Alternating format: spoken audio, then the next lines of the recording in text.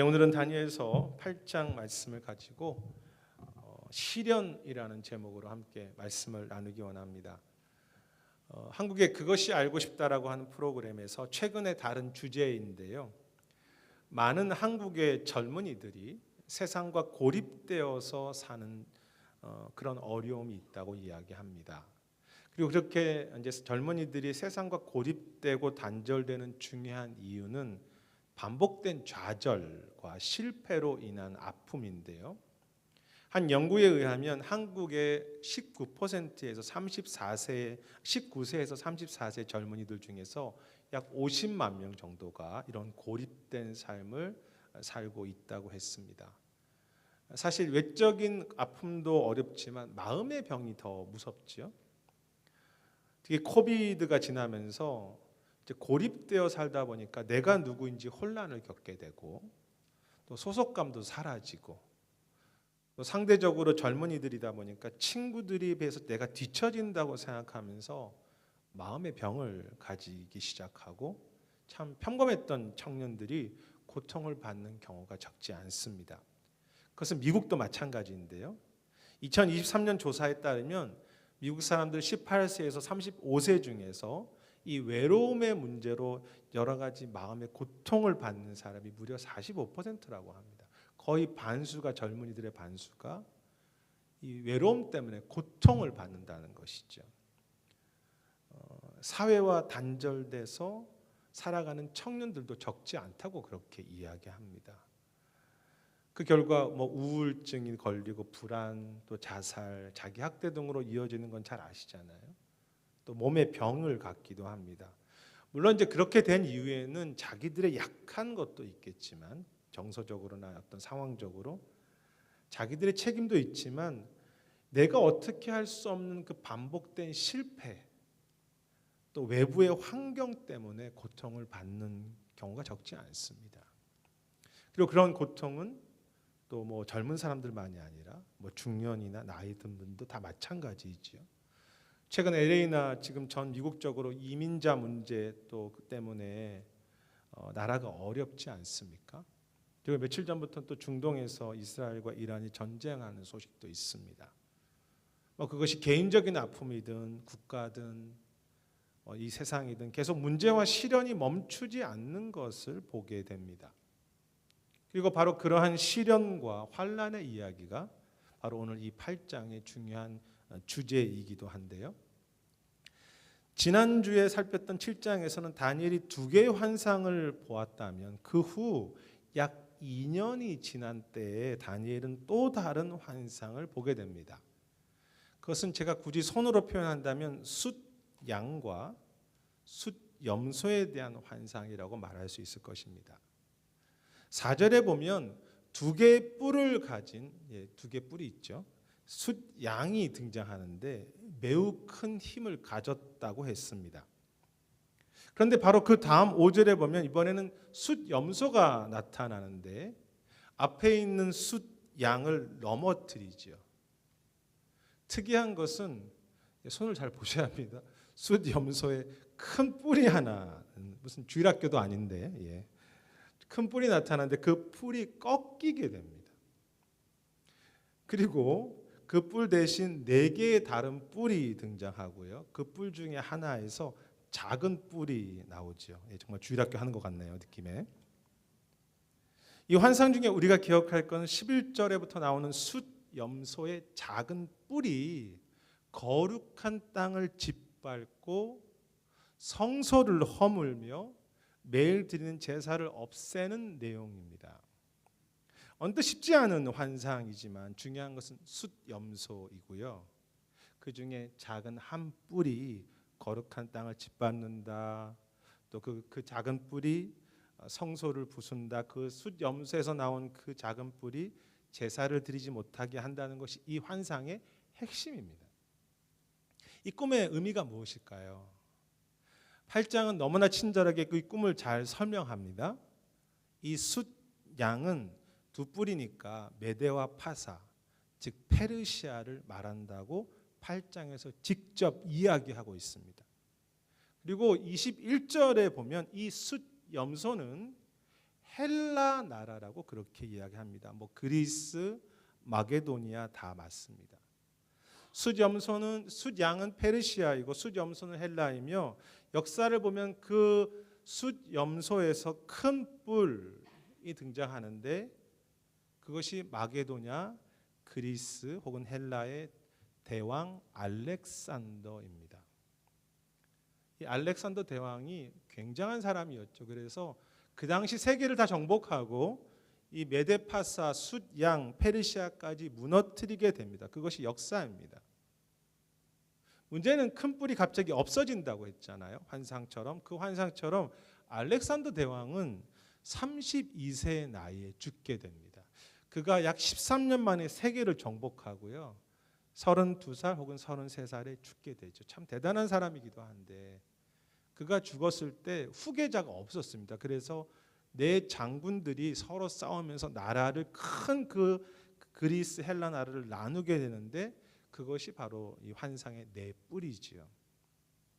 그 중에 한 나라 셀리오쿠스, 거의 머리가 쥐가 날 정도죠. 오늘 셀리오쿠스라고 하는 나라가 있는데 그 나라에서 악한 왕이 생기는데 그가 바로 작은 뿔이 안티오쿠스 4세입니다. 뭐 이 내용들은 다 이 지명들과 이름들은 다 기억할 필요는 없으신데 그랬더니 안티오쿠스 그 숫염소의 작은 뿔이 나오는데 그가 나중에 성전을 더럽히는 그런 작은 뿔의 역할을 하지요.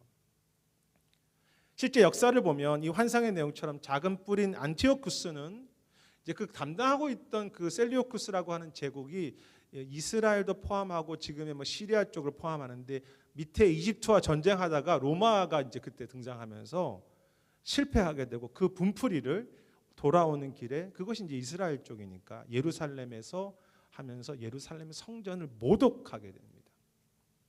돼지 피를 뿌리고요.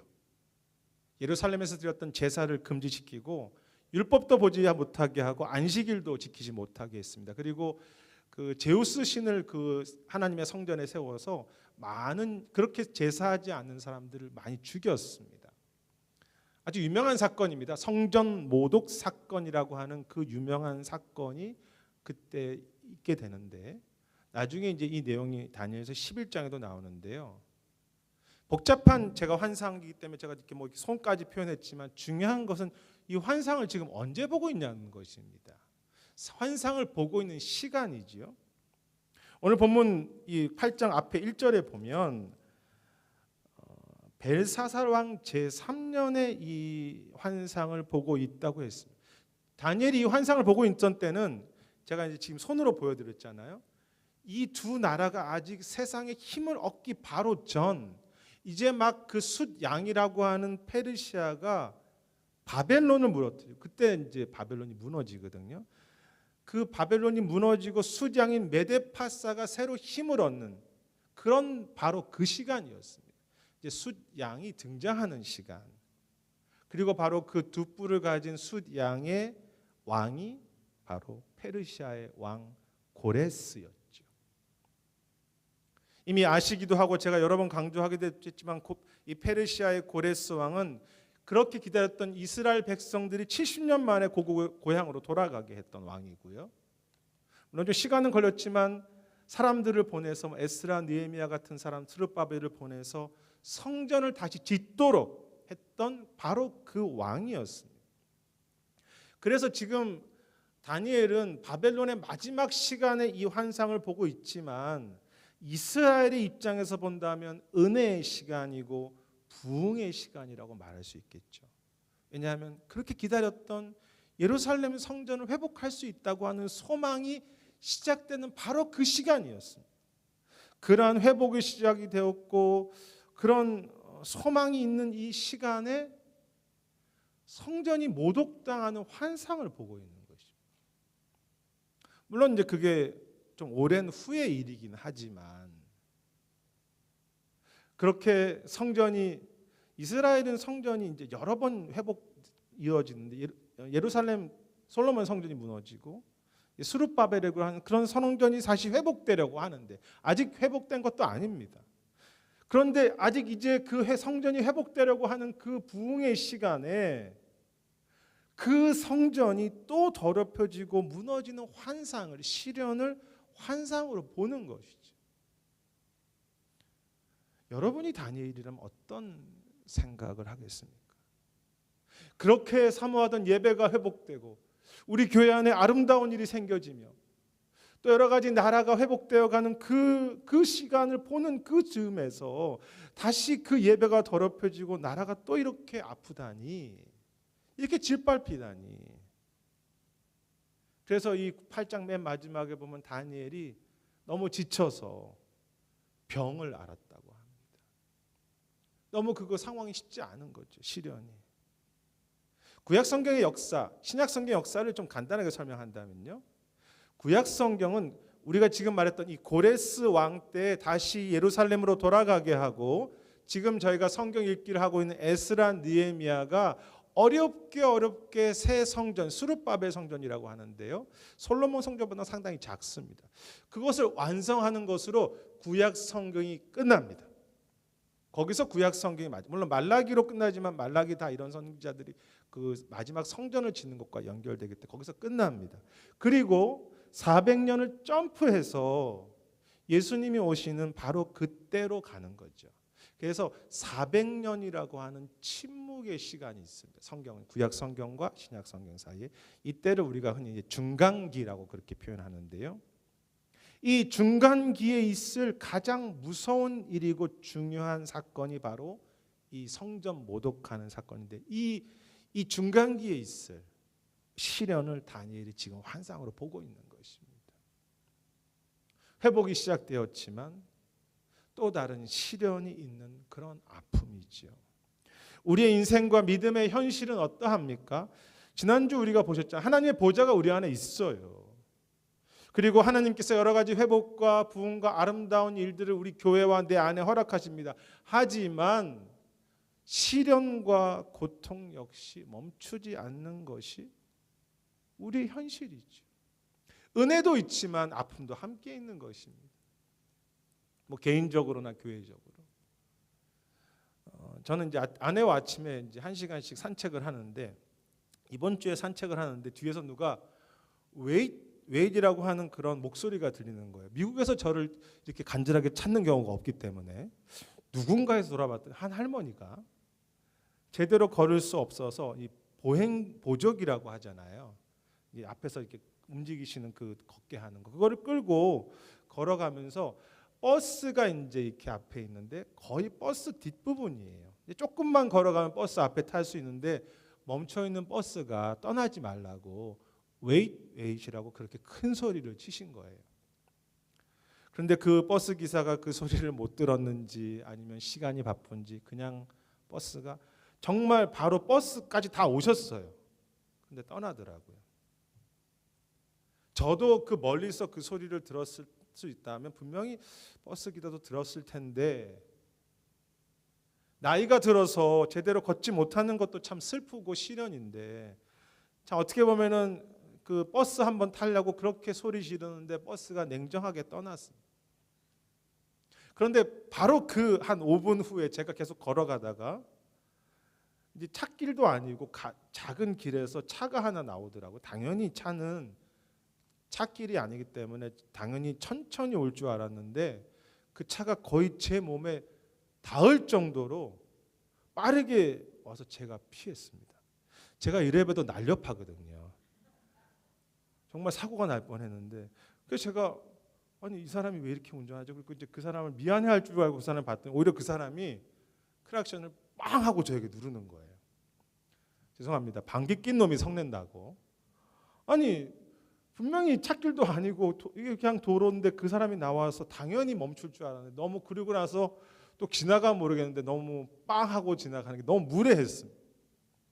짧은 같은 시간에 나이 드신 분의 그 좀 애처로운 모습도 보고, 냉정하게 떠나는 그 버스 기사의 모습, 또 제가 사고를 당할 뻔한 위협, 또 무례하고 함부로 하는, 그러면서도 오히려 자기가 잘못을 보다는 뭐 저도 문제가 있었는지 모르겠지만 빵 하는 그런 사람들이 그 같이 모여 있는 짧은 한 10분의 시간이었습니다.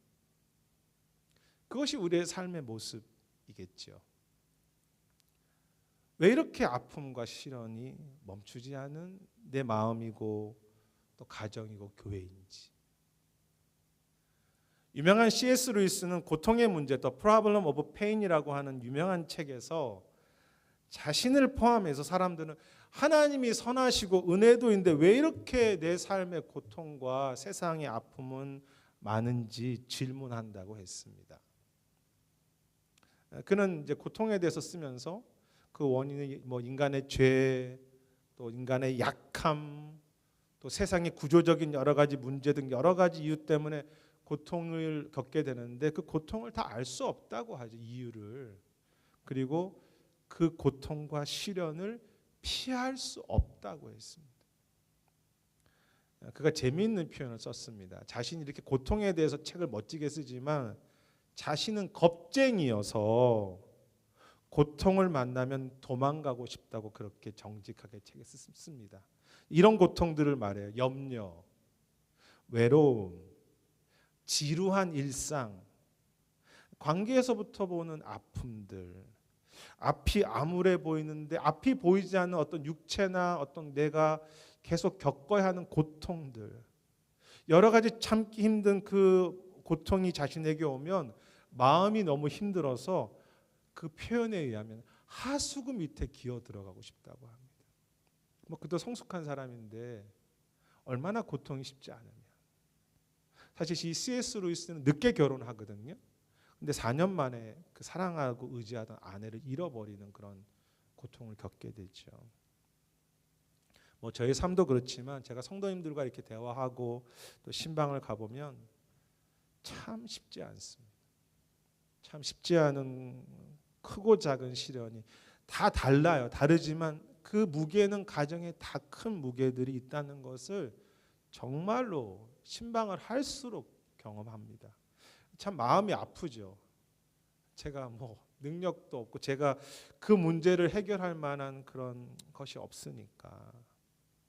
그것은 목사님들도 똑같습니다. 저희가 2주 만에 한 번씩 줌으로 목사님들과 교제한다고 했는데 지지난주에도 목사님들이 또 자기 삶을 나누시는데 목사님들이 목회하는 성도들도 어렵지만 목사님들 자체가 건강 때문에 설교하다 쓰러진 분이 계시고 자녀들이 또 화상을 입는 자녀가 있고 또 이제 다 큰 자녀들인데 참 관계가 어려운 자녀들도 있고 또 왜 이렇게 목회는 어려우신지 사역의 시련이 멈추지 않는 것을 정말 저희는 모일 때마다 맨날 그 나눔을 하지 않고 저희가 이제 책을 읽거나 이제 어떤 아티클 읽고 디스커션 하는데 이렇게 좀 개인적인 삶을 나누면 늘 어려우신 이야기가 하게 되는 것을 멈추지 않는 것을 보게 됐죠. 하나님이 내 안에 계시고 나는 그 하나님을 신뢰하고 은혜와 부흥이 분명히 우리 가정에 우리 자녀들이 우리 교회 부흥이 있는데 은혜가 있는데 또 시련 역시 나를 힘들게 하고 그 마음을 어렵게 하고 그 고통 가운데 들어가게 하는 것이죠. 그런데 오늘 이 환상 가운데 저희가 읽었던 13절에 보면 한 다른 거룩한 사람에게 이렇게 질문하며 서로 이제 대화하는 내용인데요. 어느 때까지 이 어려움이 계속됩니까? 라고 질문합니다. 어느 때까지 고통이 있습니까? 그때 이제 14절에 보면 다른 거룩한 이가 대답하게 되는데요. 2300 주야, 참 한국 성경이 어렵습니다. 2300 데이 나이트, 낮과 밤이 지난 후 성소가 회복된다고 그렇게 말합니다. 그리고 조금 지나서 저희가 읽었던 역시 17절 위에 보면 이제 거기는 뭐 천사도 등장하고 또 인자 같은 사람이 등장해서 이런 이야기를 해요. 그 환상은 정한 때, 즉 끝에 관한 것이라고 그렇게 말합니다. 그리고 19절에서도요. 저희가 읽었던 것은 진노의 때가 마치는 것, 또 정한 때 끝에 대한 단어가 또 다시 반복되지요. 이 정한 때 끝에 대한 것들은 마지막 때 그 일이 있을 것이라는 그런 의미도 있지만 사실은 그 정한 때라고 하는 것은 끝이 있다는 의미가 됩니다. 여기 2300 주야에 대해서 그것이 어떤 것인지 해석이 많습니다. 뭐 2300년으로 해석하는 그런 조금 극단적인 사람들도 있고요. 또 2300일을 대충 계산하면 약 6년 좀 더 되는 시간입니다. 그래서 그렇게 보기도 하고 학자들은 참 재미있어요. 2300 데이 나잇이니까 반으로 잘라서 한 3년 반 정도 된다. 그렇게 또 해석하기도 합니다. 대체로는 또 상징적으로 이 2300일을 해석하는데 많은 학자들은 이 2300일이면 끝난다는 그 의미가 길지 않고 짧은 시간이라고 그렇게 이해합니다. 물론 6년이라는 시간이 짧은 건 아니지만 그래도 그것이 끝이 있다. 그것이 길지 않다라고 그렇게 하죠. 고난이 있지만 길지 않다. 특히 이 정한 때 이 하나님께서 플랜하시고 디자인한 그 때와 끝이 있다는 것은 시련이 짧고 결국 우리가 이긴다는 그런 뜻으로 해석하는데 결국은 우리가 그 정한 때가 끝나면 이긴다. 그런데 중요한 것은요. 하나님이 정하신 때잖아요. 그것은 시련의 시간적으로 끝이 있다는 그 뜻과 함께 하나님이 붙잡고 계시다. 예, 하나님이 디자인하시고 하나님이 플랜하신 때니까.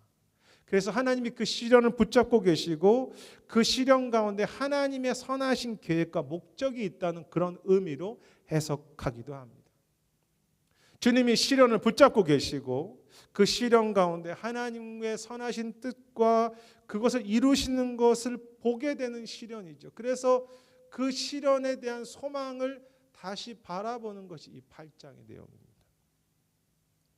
여러분도 그러시겠지만 저의 삶을 돌이켜봐도 그렇고 교회의 역사를 보면요. 이스라엘과 교회 역사를 보면 시련은 계속 있습니다. 한 번 시련이 끝났다고 멈추지 않지만 각 시련마다 끝이 있습니다. 그러니까 어떤 고통을 당하는 것이 영원하지는 않다는 거죠. 제 개인도 그렇고요. 이 부분 때문에 어렵지만 그것이 끝나는 시간이 있어서 그것이 언제일지는 잘 모르지만 그 곳곳에 쉴 만한 물을 주시죠. 그것이 자녀들의 문제든 교회 안의 문제든 그 부분에 대해서 넘어가게 하시는 쉴 만한 물가를 주시죠.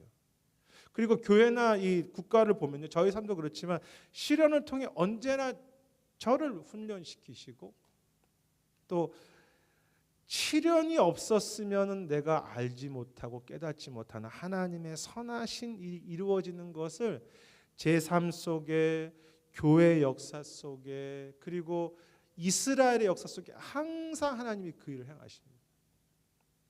성경에서 말하는 그 시련의 의미는 시련은 무엇입니까? 모든 시련은 끝이 있고 하나님은 그 시련을 붙잡고 계시며 그 시련 가운데 하나님께서는 소중하고 선하신 것을 만드신 이것이 가장 중요한 복음이고 또 우리에게 주어지는 시련의 의미이죠. 끝이 있고 붙잡고 계시고 하나님이 플랜하시니까 그리고 선하심이 이루어진다. 역사로 다시 돌아가 보면요. 그 염소의 작은 뿔 안티오쿠스가 성전을 더럽힐 때 또 하나 새로운 인물이 등장하는데 유대인 마캅이라고 하는 망치 모양으로 생겼잖아요. 그래서 별명이 망치입니다. 그 사람이. 유대인 마캅이라는 사람이 등장해서 이 헬라 나라와 6년간 전쟁을 벌입니다. 그리고 헬라 나라를 몰아내고 염소도 몰아내고 독립된 유다 나라를 세우죠. 사실 이 내용은 성경 어디에도 없습니다. 그냥 중간기에 일어났던 일이기 때문에 그리고 그 왕조를 하스몬 왕조라고 외울 필요는 없습니다. 다르게 말하면 분명히 성전 모독하는 사건이 있었지만 마캅이라고 하는 사람이 등장해서 또 이스라엘의 시련의 끝이 있었다는 거죠. 그리고 그때를 기념하는 것이 이제 보통은 요즘 12월 25일 가까이 지키는데 원래는 12월 11일부터 12일 20일까지 지키는 이스라엘의 명절 하누카라고 합니다. 혹시 그 하누카를 아시는지 모르겠지만 크리스마스쯤 돼서 유대인들이 8일 동안 촛불을 켜놓고 그 상징은 촛불이거든요. 9개의 촛불을 켜는 축제를 벌이는데 이 사건은 성경에는 어디에도 없는 사건이죠. 우리 성경에는 어려움을 통해서 이스라엘이 자기들의 나라를 회복하는 그 일들이 있었습니다. 역사적으로. 시련이 있지만 정한 때가 있어서 그것을 다시 회복하시는구나를 위로를 소망하는 그런 환상이죠. 그리고 저희가 읽었을 때 18절에 보면 다니엘이 너무 지치잖아요. 그때 인자 같은 이가 와서 천사 같은 이가 와서 다니엘을 이렇게 만져주는 힘을 내라고. 왜 소망이 있으니까 시련이 있지만 그 속에 은혜와 힘이 있으니까. 더 중요한 것은 이제 지금부터가 사실 어떻게 보면은 이 숫염소의 실현의 의미인데, 이스라엘 역사를 보면 그들이 그렇게 계속 처음에 솔로몬의 성전이 무너졌죠. 그런데 고레스를 통해서 이제 어렵게 스룹바벨이라고 하는 성전이 만들어지는데, 이 성전이 또 이렇게 모독당하고 성전이 또 이렇게 막 다른 제사로 막 더럽혀지는 것을 보면서 이 사람들이 이제는 성전의 예배보다는 하나님과 하나님 말씀 중심의 운동이 이 중간기 안에 일어납니다. 다시 기본으로 돌아가는 거죠. 제사도 중요한데 또 언젠가는 더럽혀질 거니까 우리 이제는 말씀으로 돌아가 볼까? 그리고 여러분, 이 마캅이라고 했던, 왕치라고 했던 사람이 승리한 하스몬 왕가 역시 다윗의 자손은 아니었거든요.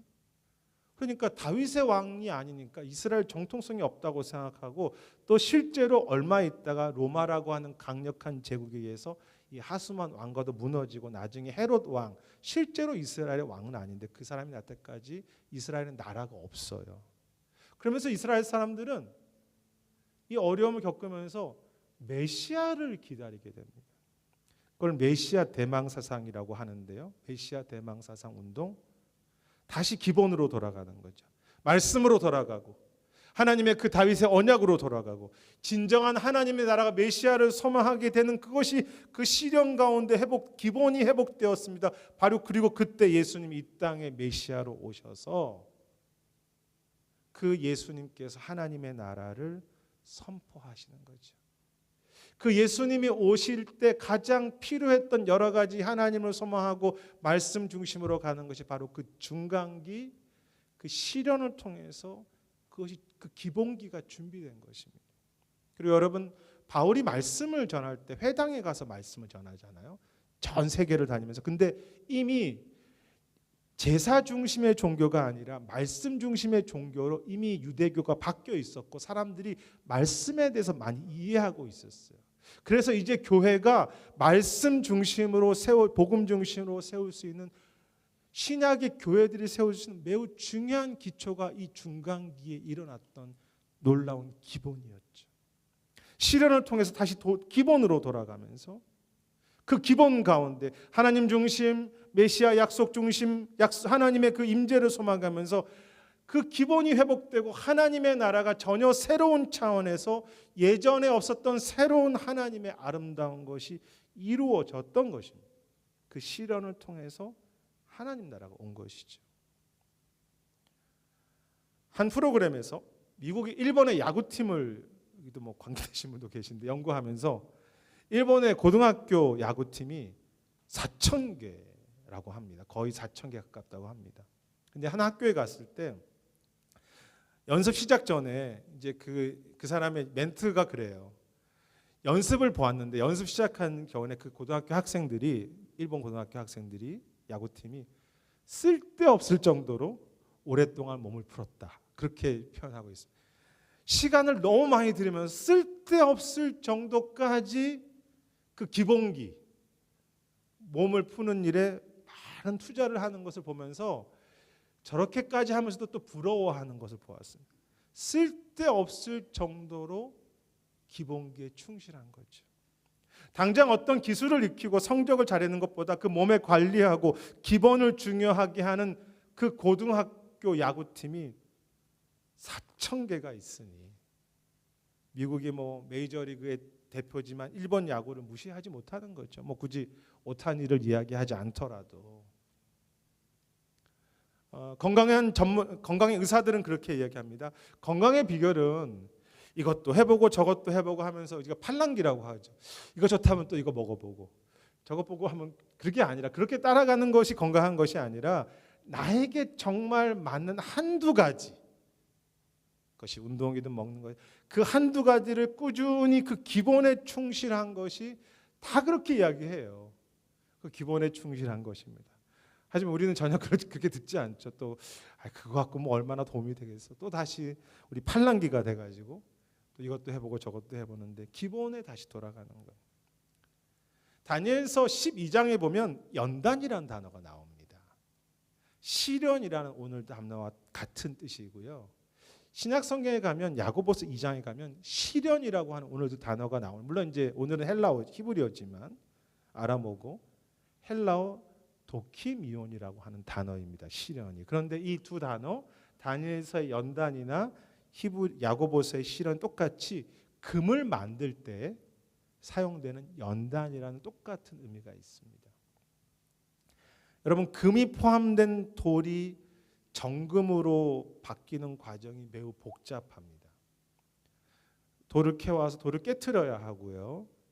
그 돌에서 그래도 이쪽에는 금이 좀 많이 있을 것 같다고 하는 그 철 부분을 분리시켜야 합니다. 뭐 여러 가지 공법이 있더라고요.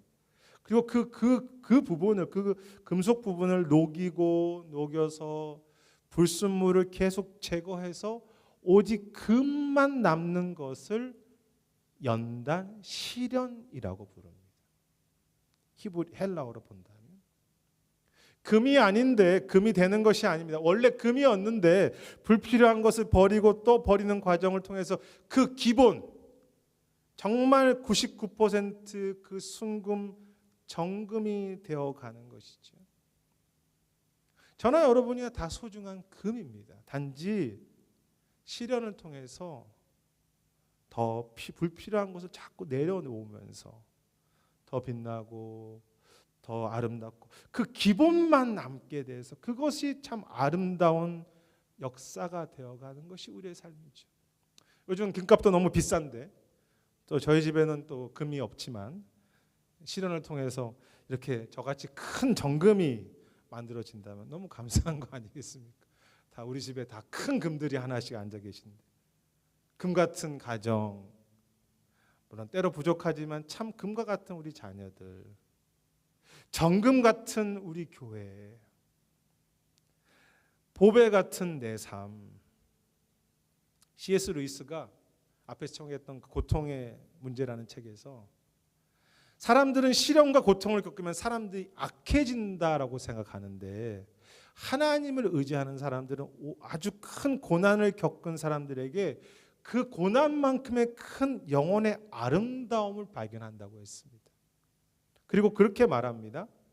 저는 이제 C.S. 루이스, 저는 고통당하는 믿음의 사람들이 대체로 더 나빠지기보다는 더 나은 인간이 되는 것을 많이 보았고, 생각하지 못했던 인생의 고난을 경험하면서, 시련을 경험하면서 용기도 만들어지고 온유함도 만들어지고 인내와 겸손이라고 하는 보배가 그들의 삶 속에 만들어지는 것을 수없이 보았다고 했습니다.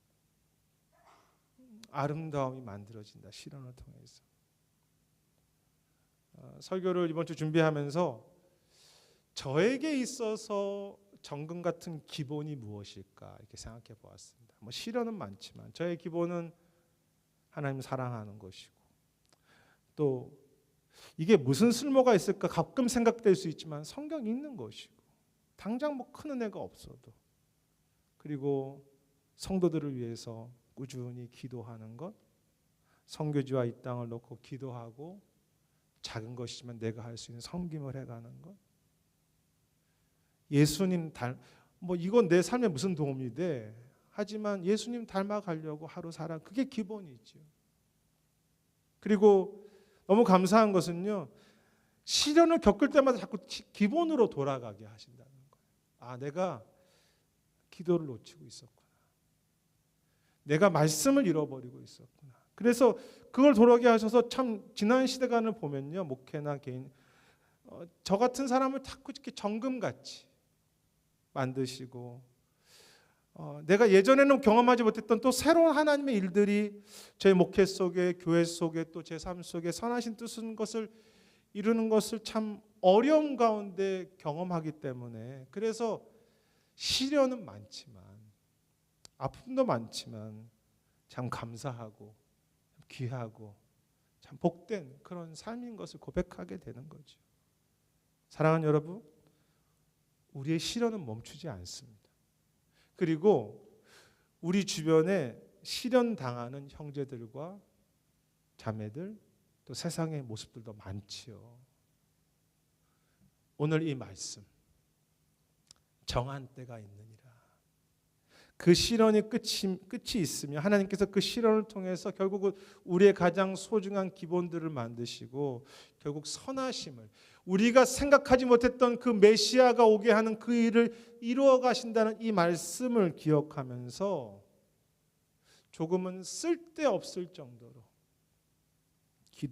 기본으로 돌아가는, 쓸데없을 정도라고 생각할 만큼 어려움 속에서도 기도, 말씀, 예배, 주님을 닮아가는 그 삶을 참 계속해 가는 가운데 시련이 너무 많은 이 땅의 삶이지만 그 주님이 주시는 그 천국의 기쁨과 감사를 경험해 가시는, 그래서 참 기본이 너무 정금 같아서 우리가 있는 곳에도 정금이 되고 우리가 가는 곳에 참 보석처럼 그 하나님의 부흥을 일으켜가는 우리 자신과 또 보배 같은 우리 자녀들과 정말로 정금 같은 그런 우리 교회가 되기를 주님의 이름으로 축원하겠습니다.